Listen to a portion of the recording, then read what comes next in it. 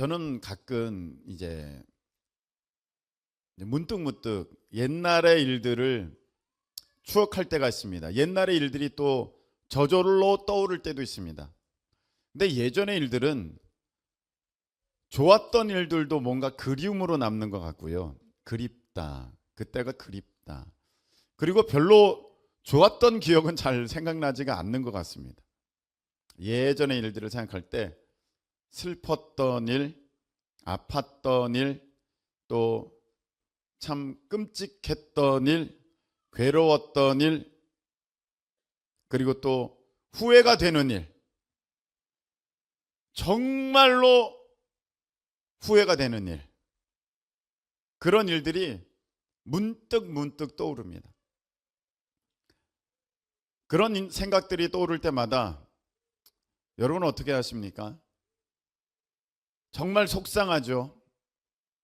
그리고 진짜 내가 왜 그렇게 했는지 후회스럽고 한탄하죠. 어떤 일에 대해서는 그 생각만 하면은 막 화가 올라오고 울분이 치밀어 오르고 막 어떡할 수가 없는 그런 일들이 문득 내 삶 가운데, 내 생각 가운데 그렇게 다시 되새기게 될 때, 되뇌어지게 될 때, 여러분들은 그것을 어떻게 처리합니까? 제가 어제 이 문제에 대해서 우리 속장님들과 이야기를 함께 좀 나누다 보니까 그냥 잊어버린데, 몰라, 이제 어떻게 다 지나갔으니까 어떡하겠어. 잊어버리고 후회스럽지만, 원망스럽지만, 슬프지만, 괴롭지만, 답답하지만, 우라가 치밀지만 그 다 옛날 일인데 그거 어떡하겠어 하면서 그걸 떨쳐버리고 또 잊어버리고 이제 하는 그렇게 한다고 이제 이야기를 들었습니다. 또 여러분들 내일에 대해서는 어떤 생각이 듭니까? 내일에 대해서 꼭 미래에 대한 얘기죠. 저는 이제 가끔 또 생각해 봅니다. 내가 60살이면, 내가 70살이면, 내가 80살이면, 아니면 또 내가 죽는 때면 어떨까? 여러분 그런 생각 안 하시는지 모르겠어요. 그런 생각이 듭니다. 그때 이제 딸이죠. 하영이는 어떨까? 내가 없으면 사모님은 어떨까? 목사님 뭘 그런 생각을 벌써 다 합니까? 몰라요. 저는 그런 생각이 들어요. 네, 그런 생각이 듭니다. 내가 없으면 사모님은 어떻게 하고 하영이는 어떻게 할 것인가? 이런 생각. 그리고 뭐 여러 가지 많은 생각들이 아마 여러분들 있게 되겠죠. 내가 지금 점점 나이가 들어가는데 돈 벌 수 있는 힘이 없어지는데 기억력이 가물가물하는데 육체의 질병이 하나 둘씩 만성적인 고질적인 질병들이 늘어가고 있는데 내 몸은 쇠약해져 가고 있는데 이제 어떡하지? 이래서 얼마나 살 수 있을까? 5년 뒤에 내 모습은 어떨까? 10년 뒤에 내 모습은 어떨까? 그런 생각들도 합니다. 이게 비단 나이가 있는 사람들만의 생각은 아닌 것 같습니다. 젊은 사람들 가운데서도 그냥 미래를 생각하면 너무 암울하고 암담해서 요새 뭐 3포 세대, 5포 세대, 7포 세대라고 하지 않습니까? 뭐 다 포기하는 세대지 않습니까? 그러니까 뭐 미래에 대한 꿈과 계획이 없어요. 그래서 사실 생각을 하면은 더 괴로우니까 어떤 기대를 가지면은 더 현실이 정말 슬프고 현실에 대한 자각하는 시간이 오게 되니까 아예 생각을 안 하고 되는 대로 살아가는 사람들도 요즘에는 참 많은 것 같습니다. 어떤 미래에 대한 계획을 갖고 그렇게 어떤 추진해 가는 것이 아니라 그냥 하루하루 살아가는, 그냥 오늘 주어진 그날을 그냥 내게 오는 대로 그냥 그렇게 살아가는 사람들도 참 많은 것 같습니다. 여러분 지금 제가 말씀을 드렸죠. 이전에 있었던 그 많은 일들에 대한 나의 태도, 후회하고 슬퍼하고 괴로워하고 억울해하고 답답해하고 그리고 돌이킬 수만 있으면 돌이키고 싶은 그런 수많은 일들 가운데 어쩔 수 없어서 내가 지금 다시 눈물을 흘리는 그런 태도, 그리고 미래에 대해서는 내 특별히 문제가 없을 때는 미래에 대해서 걱정이 안 되지만 돈이 없거나 몸이 좋지 않거나 내 계획대로 되지 않을 때 그냥 불현듯 찾아오는 미래에 대한 두려움, 어떤 답답함, 어떤 막혀 있음에 대한 것들, 내 미래가 막혀 있음에 대한 것들, 이런 것들을 여러분들은 어떻게 처리하고 계십니까? 세상 사람들은 술로 아니면 그냥 다른 것에 몰두하면서 그냥 잊어버리고 지나가 버리고 그리고 고개 흔들어서 몰라 어떻게 하겠어 그리고 떨쳐버리려고 하는데 크리스천들은 어떻게 해야 될 것인가? 하나님을 믿는 예수 그리스도 안에서 새 생명을 얻은 우리들도 그와 같이 과거에 있었던 일에 대해서는 후회하고 원망하고 슬퍼하고 괴로워하고 미래에 대해서는 두려워하고 힘들어하는 그런 자세로 살아가는 것이 크리스천들에게도 같은 마땅한 모습인가? 우리가 오늘 이 모습을 보고자 합니다. 성경에는 참 많은 사람들이 나와 있습니다. 믿음의 사람들이죠. 근데 어떤 사람들은 제가 감히 견줄 수 없는 대단한 사람들도 있는 것 같아요. 그 예를 들어서 사무엘 같은 사람, 그냥 일찍부터 부모님이랑 떨어져서 성전에서 살면서 그리고 하나님의 음성을 듣고 오래도록 그 사사의 역할과 대제사장의 역할들을 막 하면서 막 이스라엘을 이끌었던 사무엘과 같은 사람, 그의 말하는 것은 하나도 땅에 떨어지지 않았던 그런 사람. 저도 그런 사람이 되고 싶은데 제가 제 자신을 보면은 그렇게는 못할 것 같아요. 전혀 다른 것 같아요. 그리고 어떤 다른 사람도 세례 요한이나 또 어떤 믿음에 앞서가는 사람들도 보면 저분은 진짜 나랑 차원이 다른 분들이다. 아무리 본받으려고 해도 이 바울 같은 분을 참 본받기 어렵다. 그런 마음이 듭니다. 근데 제게 있어서 왠지 친근감이 느껴지는 한 사람이 있습니다. 왠지 우리의 이야기 같은 한 사람이 있습니다. 그 사람이 바로 야곱입니다. 오늘 야곱의 이야기들을 좀 하겠습니다. 야곱의 이야기를 잘 아는 분들도 계실 것입니다. 처음부터 끝까지 다 아시는 분들도 계실 것이고, 야곱의 이야기를 한두 개만 알고 다 모르거나 아니면 전혀 모르는 분들도 계실지도 모르겠습니다. 그 야곱의 이야기를 좀 해보려고 합니다. 아브라함이 이삭을 낳았고 이삭이 이제 아이를 낳았어요. 근데 낳을 때 쌍둥이를 낳은 거예요. 첫 번째 먼저 태어난 형이 에서고 둘째가 야곱입니다. 순서는 그래요. 그런데 쌍둥이도 막 5분 차이, 10분 차이 이렇게 태어나는 게 아니라 발 뒤꿈치를 잡고 나올 정도로 바짝 붙어서 나왔어요. 바로 나온 거예요. 그런데 이 순서가 참 인생을 전혀 다른 길로 이끌어갑니다. 왜냐하면 예전에는요, 첫 번째 장자가 모든 걸 다 갖는 거거든요.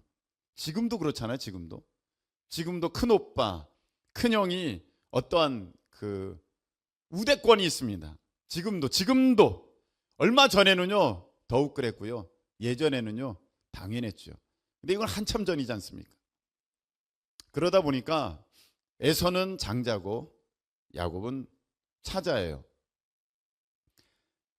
그래서 그 좋은 복은, 하나님의 좋은 복은 에서가 당연히 받는 거예요. 그것에 대한 갈망, 그것에 대한 어떠한 질투가 야곱에게는 있었어요. 그게 얼마나 대단했는지, 형을 속일 정도로 그게 얼마나 대단했는지, 그 장자권에 대한 그 갈망이 얼마나 대단했는지 아버지를 속일 정도로, 어머니랑 같이 짜고 아버지를 속일 때 어머니 제가 형인 척하고 이렇게 막 털 붙여가지고 아버지한테 갔다가 들통이라도 나는 날이면 저는 복을 받는 것은 고사하고 저주받을 겁니다. 저 어떻게 하면 좋아요? 그런 두려움도 있었지만 그 야곱 안에는 이제 하나님의 복을 받기를 원하는 그 갈망이 더 컸기 때문에 그 이삭에게 나아가서, 그 이삭이 나이 많이 들어서 이제 눈이 안 보였거든요. 이제 야곱이 에서인 척 해가지고 자기가 복을 다 받습니다. 축복 기도를 받는 거죠. 저는 그 장면을 보면서 그때 야곱의 나이가 70 넘었거든요. 10대 아니에요, 여러분. 70이 넘었어요. 그러면 그렇게 일평생을 막 살면서 항상 마음에 뭐가 있은 겁니까? 저걸 얻어야 되는데, 저걸 얻어야 되는데, 내가 저 장자권을 얻어야 되는데, 마치 우리와 같이 나도 이런 집을 얻어야 되는데, 이런 학교를 얻어야 되는데, 이런 물질을 얻어야 되는데, 이런 자리를 얻어야 되는데, 이런 어떠한 그 영광을 얻어야 되는데, 그런 갈망이 평생 있어 온 거예요. 마치 우리와 같이 나도 그걸 얻었으면 좋겠는데 하고 난 못 얻지. 여러분들 지금 바라는 거 다 있잖아요. 원하는 거 다 있잖아요. 야곱이 그게 있었어요. 이 안에 그거를 때로는 선한 마음에 그걸 얻기를 원하기도 하고, 때로는 질투하는 마음에 그걸 얻기도 하고, 때로는 거짓을 써가면서도 그걸 얻으려고 노력을 막 했어요. 여러분들이 지금 그거 얻으려는 마음, 때로는 선한 마음이에요. 하나님의 일을 위해서 내가 그걸 해야겠다. 때로는 질투예요. 내가 남보다는 내가 누구보다도 앞서가야겠다. 막 때로는 욕심이고요.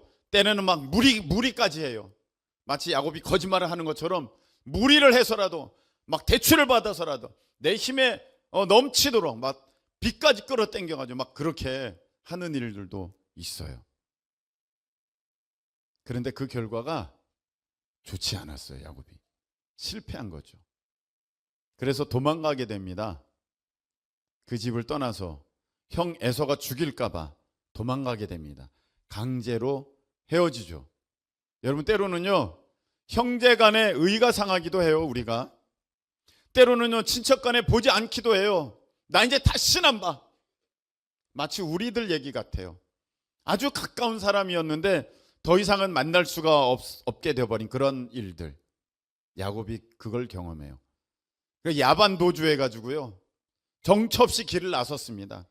얼마나 급하게 길을 나섰던지 베개 하나 제대로 챙겨오지 못해가지고 가는 길에 돌베개 베고 자면서 참 나는 어떻게 하면 좋은가 이렇게 넋두리하고, 정말 내가 잘못했나, 인생을 돌아보면서 내가 형한테 내가 너무 잘못했나, 아버지를 내가 속인 것이 너무 잘못인가, 그런 후회도 한번 해보면서 어떡할까 하면서 이제 길을 가다가 또 거기서 또 하나님을 또 뜨겁게 만나죠.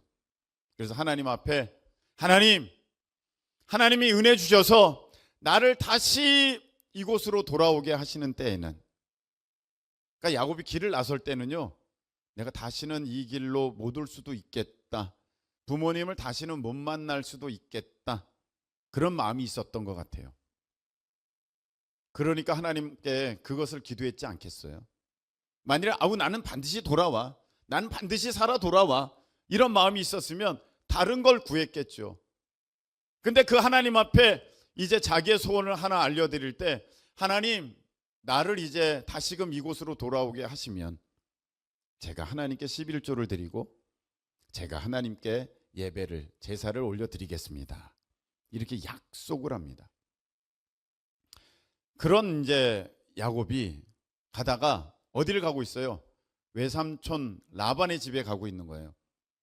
근데 그 만나는 장면을 나중에 우리가 보게 되면 서로 왕래가 있었던 것 같지는 않아요. 서로 잘 몰라봐요. 그리고 그 소식을 들으면서 놀라워해요. 왕래가 있지 않았어요. 오죽하면 그런 잘 알지도 못하는 이제 친척 집에 이제 가서 자기 몸을 의탁해야 하는 그런 처지와 신세가 돼버렸겠습니까? 터덜터덜 길을 가다가 라헬을 만나게 되는데, 라헬이 자기 외삼촌의 딸이라는 것을 알고 거기서 막 웁니다. 막 웁니다. 누가? 야곱이. 그 나이 먹은 어른이 막 웁니다. 왜 울었을까요? 만나서 반가워서? 그것도 있겠죠. 근데 저는 이런 것 같아요. 나 이제 살았다. 나 살았다. 그런 거예요. 아니, 만나서 반가운데 그렇게 막 대성통곡하고 우는 사람이 어디 있어요? 나 너 만나서 너무 반가워. 그런 사람이 어디 있겠습니까? 뭐 있을 수도 있겠지만 뭐 나이 많은 어른이 그렇겠습니까? 지금 뭡니까? 이제 너무 간절하고 절실하고 절박했는데 이제 살 수 있는 어떤 사람을 만나게 되니까 이제 야곱이 이제 막 그 모든 두려움이 한순간에 놓여지면서 그냥 좀 안심이 되면서 눈물이 터져 나온 거죠. 그렇게 해서 이제 외삼촌 집에 들어가서 살게 되는데 속고 속이는 관계가 거기서 시작됩니다. 외삼촌이랑 서로 속이면서 처음에 자기가 결혼했는데 내가 마음에 드는 사람이 있어서 내가 그 사람이랑 결혼하겠다고 했는데 결혼하고 보니까 삼촌이 속였어요. 라일이랑 결혼하겠다고 했는데 레아랑 결혼시켜버린 거예요, 먼저. 뭐 이런 경우가 다 있어요. 우리는 살면서요, 믿었던 사람에게 속기도 해요. 아주 세게 뒤통수를 맞는 일들도 많이 있고요. 배신당하고 어려움에 아주 난처함에 그렇게 놓여지는 때도 있는 것 같습니다. 우리가 살면서요, 속고 속이고 하나 더 가져오려고 그러고 저쪽에서 하나 더 뺏어 보려고 하고 막 이런 일이 계속되는 것 같아요. 이게 야곱이에요. 그렇게 한 20년을 있다가 보니까 이제 그곳에서 더 이상 살 수가 없어요. 이제 관계가 너무 안 좋아졌어요. 그때 하나님의 음성이 다시 들립니다. 야곱아, 너 베델로 돌아가라. 그래서 상황이 너무나도 안 좋고 그런 차에 하나님의 말씀까지 있으니까 이제 야곱이 길을 나섭니다. 근데 길을 나설 때 또다시 야반도주합니다. 또다시 도망가듯이 그렇게 나올 수밖에 없는 처지가 됐어요. 아마 나오면서 그런 생각했을 거예요. 나는 왜 이렇게 맨날 도망 다니듯이 길을 나서야 하나. 아버지 다녀오겠습니다 이러고 집을 나오지도 못했고, 외삼촌 그동안 너무 감사했습니다 이렇게 나오지도 못하고 다 도망 나오는 그런 인생. 뭔가 우리가 처음에 시작할 때는 잘 해보려고 했는데 사업이든지 장사든지 자녀들의 교육이든지 가정이든지, 근데 정말로 말할 수 없이 다 망가져 버리는 그런 모습, 마치 오늘 이 야곱의 모습과도 같습니다. 야곱이 이제 오다가 두려운 일을 만나게 되죠. 형 에서를 맞닥뜨리게 됩니다. 얼마나 무서웠는지 정말로 이걸 어떻게 하면 좋아. 그래서 자기들의 가족들과 가축들은 먼저 다 보내놓고 자기는 하나님께 매달려서 하나님 나 좀 살려주시지 않으면 저는 하나님 떠나지 않습니다 해서 거기서 하나님의 응답을 받고 이제 야곱이 형을 만나게 되는, 다시금 어떤 화해와 만남 가운데 회복이 일어나게 되는 또 그런 일들도 야곱이 경험하게 됩니다. 그래서 문제가 해결되니까 야곱이 바로 이렇게 베델로 가고 바로 이제 브엘세바로 가고 하면 좋은데, 헤브론으로 가고 하면 좋은데 그러지가 않아요. 그래서 마치 우리와 같이 어려울 때는 하나님께 바짝 매달리다가 살만하니까 이제 자기 좋은 대로 삽니다. 그래서 학자들마다 다르지만 세겜이라는 곳에서 2년 또는 10년을 보냈다. 학자들만은 다르지만 여하튼 시간을 보내면서 거기서 아주 끔찍한 일을 당하게 되죠. 어떤 것입니까? 자기 딸이 성폭행을 당하고 그리고 아들들이 살인자가 됩니다.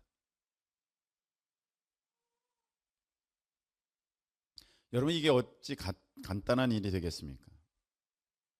여러분 우리가 살다 보면요, 자녀들한테 큰 어려움이 있어요.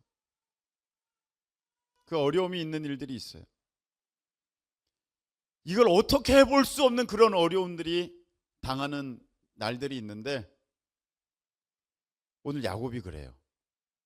딸이 그렇게 몹쓸 짓을 당하고 아들들이 살인자가 돼버리고 강도가 돼버리고, 그런 일이 이 집안에, 야곱 집안에 있게 돼요.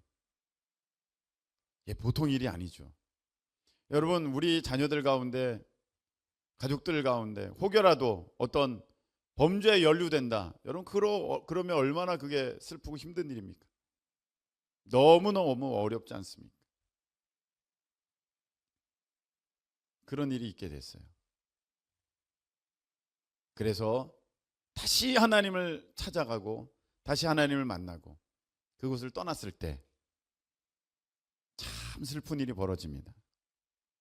어떤 일이 벌어집니까? 자기의 사랑하는 아내 라헬이 죽습니다.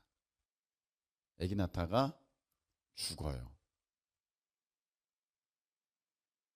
에기나타가 죽었나 보다, 아이고 너무너무 슬퍼, 그럴 수도 있겠지만 저는 야곱이 이 생각을 했는지도 모르겠어요. 무엇이냐면은, 내가 왜 그렇게 입방정을 떨었던가. 무슨 말입니까? 외삼촌 라반의 집에서 이 야곱 일행이 도망 나올 때 그 라헬이 삼촌 아버지의 드라빔, 자기네 집안에서 섬기는 우상, 지금으로 말하면 그 어떤 집안에 있는 부적 같은 거를 훔쳐서 가져 나왔어요. 그러니까 외삼촌이 그걸 가져가니까, 그게 없어졌으니까 그걸 찾으려고도 막 야곱의 뒤를 쫓아온 거예요. 그리고 야곱을 만난 거예요. 너 왜 그거 가져가? 그랬더니, 외삼촌 그게 도대체 무슨 말이에요? 내가 왜 그걸 왜 가져왔어요? 나 가져오지 않았어요. 그러면서 이런 얘기를 합니다. 누구든지 그거 가지고 온 사람은요 죽을 거예요. 그런 얘기를 해버린 거예요. 근데 그거를 라헬이 가져온지를 야곱은 전혀 몰랐죠. 라헬이 죽게 되었을 때 야곱은 어쩌면 내가 왜 그랬을까, 내가 왜 그랬을까 하면서 아주 이마를 벽에 계속 부딪히면서 후회했는지도 모르겠어요. 내가 왜 그랬을까, 내가 왜 그랬을까. 그 길에 가다가 아기나타가 죽은 거거든요. 그것도 문제가 있죠. 아니 내가 왜 이렇게 무리한 이런 일정을, 이런 여정을 잡았을까. 그냥 출산 때까지 그냥 한 곳에 머무르면서 의원이라도 있는 그런 곳에서 있었으면 됐을 텐데, 얼마나 후회되는 일을 지금 야곱이 지금 경험하고 있는 겁니까? 우리 인생에 정말 후회되는 일들이 있어요. 내가 왜 그 일을 했을까? 내가 왜 그런 선택을 했을까? 내가 왜 그렇게 반응했을까? 내가 왜 그런 말을 했을까? 내가 왜 그런 결정을 했을까? 내가 그런 것을 왜 막지 못했을까? 막 후회되는 일들이 있어요. 그런 슬픈 일이 있어질 때 또 아주 말도 안 되는 비참한 심경을 경험할 수밖에 없는 일이 생깁니다. 자기의 큰아들이 서모, 그러니까 어떻게 보면 쉽게 얘기하면 둘째 부인, 셋째 부인이라고 할 수 있는 빌하와 서로 자기의 맏아들이 간통을 합니다. 자기 아들이 막 작은 엄마와 잠을 자고 고모와 잠을 자고 그런 격이 돼버린 거예요. 이런 말도 안 되는 비윤리적인 일이 자기 집안에서 막 일어날 때 야곱은 그걸 알았지만 얘기를 못했어요. 얘기를. 성경에 그렇게 돼 있어요. 그걸 들었어요. 근데 어떻게 할지를 못했어요. 그거 어떻게 해요? 우리가 살면서 말 못할 때가 너무 많아요. 알기는 아는데 너무 답답해요. 아, 진짜 이걸 어떻게 하소연했으면 좋겠는데 어디 가서 풀어볼 수도 없어요. 그런 일들이 있게 됩니다. 그게 야곱의 모습이에요. 야곱의 모습을, 과거를 보면, 어제를 보면 우리랑 별반 다를 것이 없고 오히려 굉장히 힘든 것 같아요. 그래서 오늘 말씀에 보면 야곱은 이렇게 얘기하고 있어요. 야곱이 이제 바로 왕 앞에 섰는데, 바로 왕 앞에 섰을 때에 이렇게 얘기합니다. 내가 나그네 세월 130년인데 근데 내가 내 조상들에 비하면 많이 산 것 아니지만, 오래 산 거는 아니지만, 근데 험악한 세월을 보냈습니다. 그렇게 얘기해요. 험악한 세월을 보냈습니다. 저는 이 고백이, 야곱의 그 마음이 얼마나 다 타들어갔을까, 얼마나 수검댕이가 됐을까, 얼마나 죄가 됐을까, 얼마나 고생했을까. 그 험악한 세월에 제가 지금까지 얘기한 모든 그런 삶의 그 사건과 고달픔과 일들이 다 들어있는 거거든요. 험악한 세월을 보내었습니다. 그리고 이 야곱의 내일은 어떻습니까? 내일. 야곱이요, 지금 130살이잖아요. 근데 지금 어디에 와 있어요? 애굽에 와 있어요. 애굽에. 애굽은요, 전혀 다른 환경이에요. 전혀 다른 상황이에요. 자기 기반이 없어요. 나이는 들을 대로 들었고요. 자기 힘 없고요. 그리고 이제 뭔가 의지할 만한 것들이 필요한데 그런 게 전혀 없는 그런 곳에 왔어요. 애굽이에요. 우리 예를 들어서 우리 일은 넘으신 우리 권사님들, 일은 넘으신 권사님들 만일에 이제 러시아 가서 살으셔야 돼요, 여러분. 러시아 가셔야 돼요, 러시아. 그러면 러시아 희망의 땅, 그러면서 가시겠어요? 나 러시아 안 가. 나 거기 가서 어떡해? 그러시지 않겠어요? 지금 그런 상황이야. 지금 130살 먹은 야곱이 여기 와가지고 나 이제 어떻게 해야 돼? 여기서 언어를 어떻게 해? 뭐 어떻게 살아? 그런 상황이에요. 미래 희망에 부풀어서 포부가 그냥 남달라고 기대가 가득해서, 그래 내가 여기서 애굽에서 제2의 삶을 살아보리라. 전혀 아니에요. 지금 아무것도 아니에요. 이제 큰일 났어요.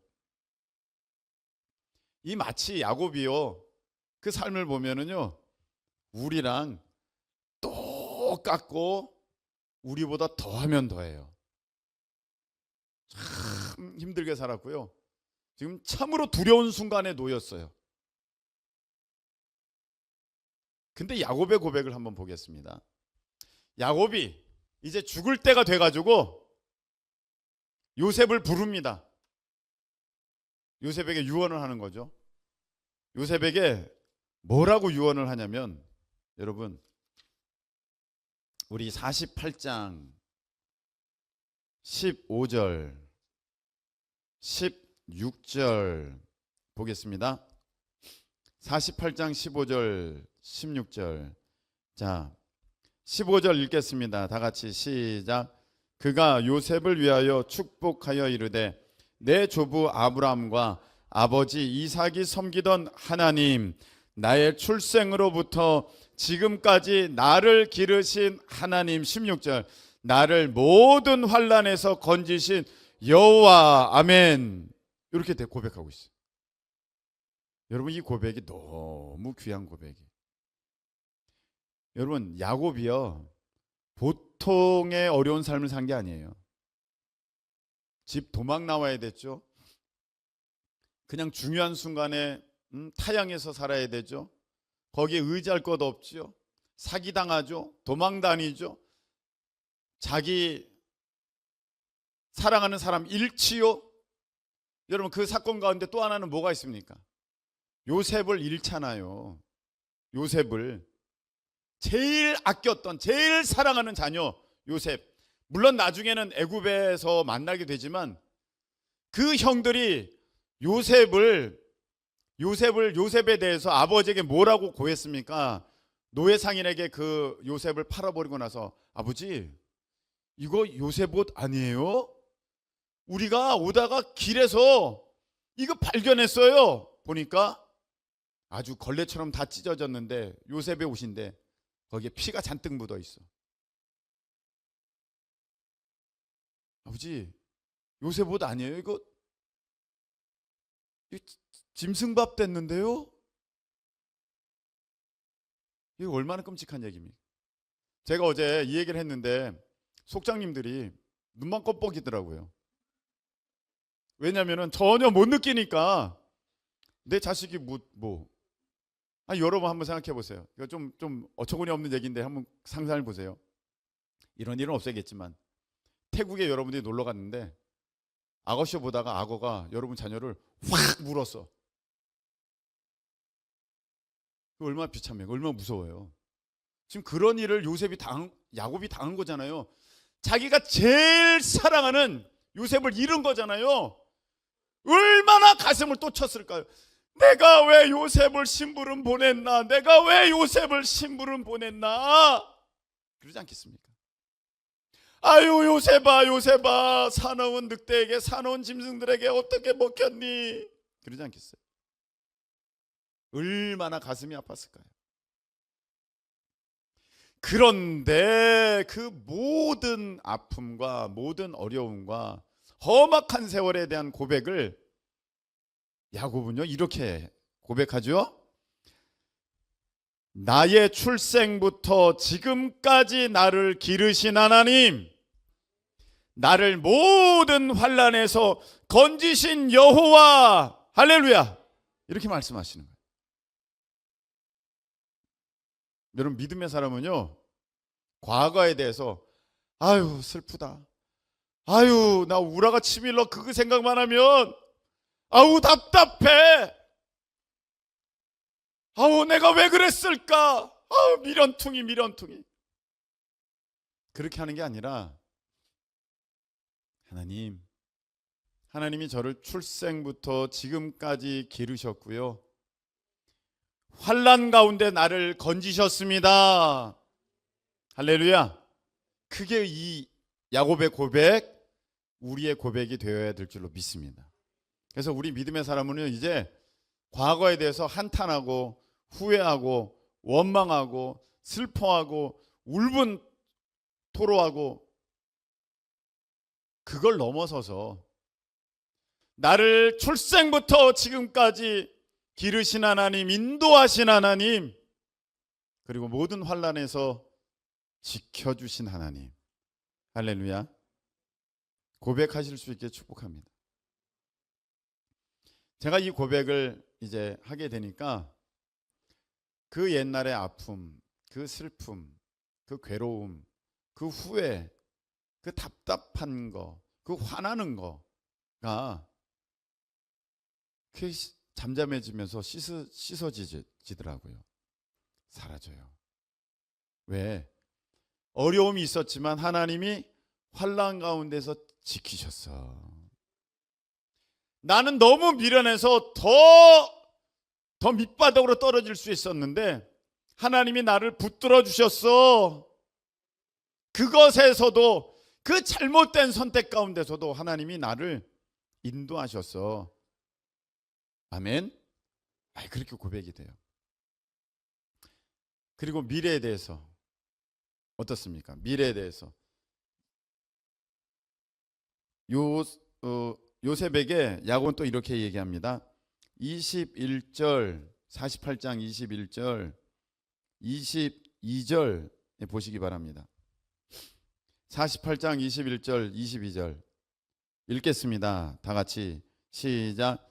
이스라엘이 요셉에게 또 이르되 나는 죽으나 하나님이 너희와 함께 계시사 너희를 인도하여 너희 조상의 땅으로 돌아가게 하시려니와 내가 네게 네 형제보다 세겜 땅을 더 주었나니 이는 내가 내 칼과 활로 아모리 족속의 손에서 빼앗은 것이니라.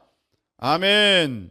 여기 보니까 이스라엘은 야곱을 가리키는 거죠. 야곱이 이렇게 요셉에게 얘기합니다. 요셉아, 나는 이제 죽는다. 그러니까 너는 보험을 타서 저걸 찾아라. 내 통장 이게 있다. 어떡하든 이거 가지고 좀 잘 살아봐라.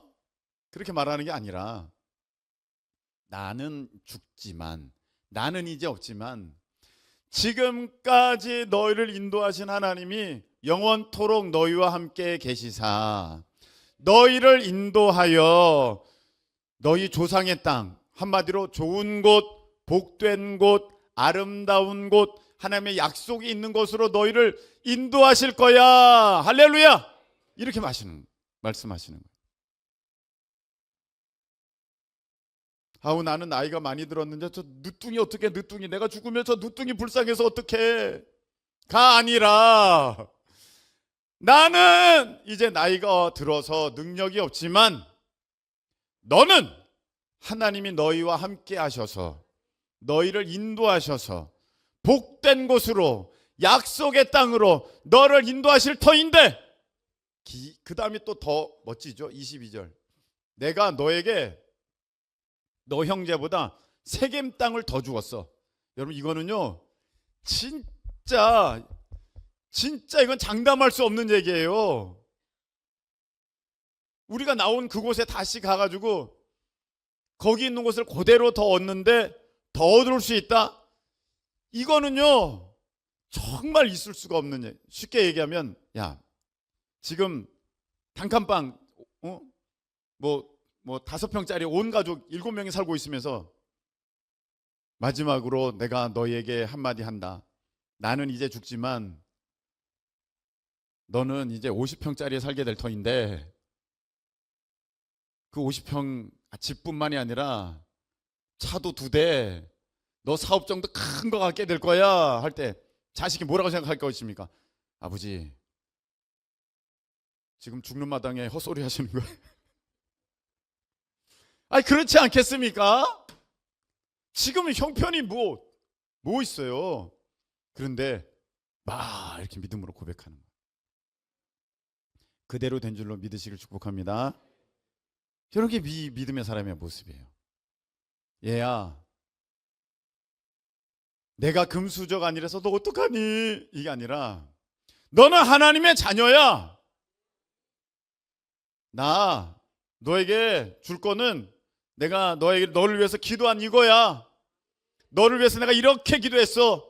하나님이 그러니까 너 내 기도의 응답대로 너를 그렇게 복 주실 거야. 할렐루야. 그렇게 말하실 수 있는 믿음에 뛰어난, 믿음에 탁월한 우리 부모님들 되시길 축복합니다.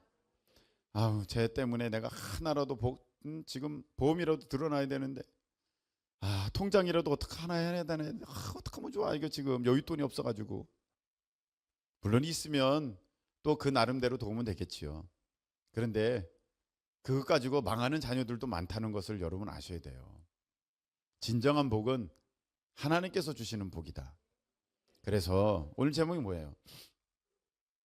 어제도, 오늘도, 내일도 지금 내가 하나님과 어떤 관계, 하나님께 대해 어떤 믿음을 갖고 있느냐에 따라서 다 다르게 해석이 되는 거예요. 여러분, 만일 지금 하나님과의 온전한 관계가 없다면 과거는요 후회할 것 투성이고요, 미래는요 두려운 일 잔뜩입니다. 그런데 여러분들이 지금 하나님과의 관계가, 하나님에 대한 믿음이 전혀 요동하지 않고 틀림없다면 여러분들, 과거는 하나님의 인도하심이었고 미래는 하나님의 놀라운 섭리와 계획이 나를 위해서 예비된 복의 시간들이 있는 줄로 믿으시기를 축복합니다. 그래서 모든 것은요 지금 여러분이 어떤 믿음을 갖고 있느냐, 지금은 여러분들이 어떠한 하나님에 대한 태도를 갖고 오늘을 살아가느냐, 그것 가운데 여러분들의 과거도 새롭게 비춰질 것이고 조명될 것이고 여러분들의 미래도 새롭게 이끌어져 나가게 될 줄로 믿습니다. 여러분 말씀 맺겠습니다. 우리는 하나님을 믿는 사람들입니다.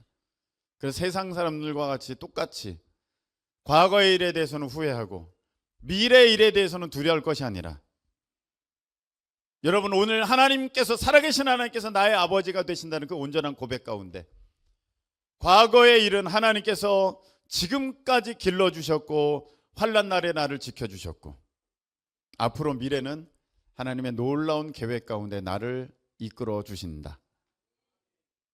아멘이십니까? 여러분들이 믿음으로 나아가실 수 있게 축복합니다.